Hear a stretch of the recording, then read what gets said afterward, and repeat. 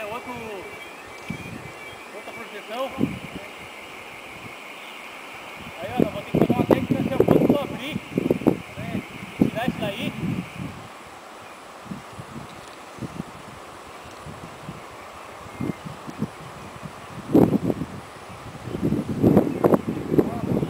Quando eu abrir isso daí pra mim, essa proteção aí, ó, vai empurrar com o pé.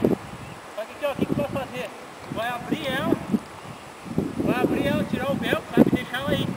Só deixar com o velcro aberto com a outra parte que for aí pra cima, tu pisa no pé inteiro. Acabou? Bom.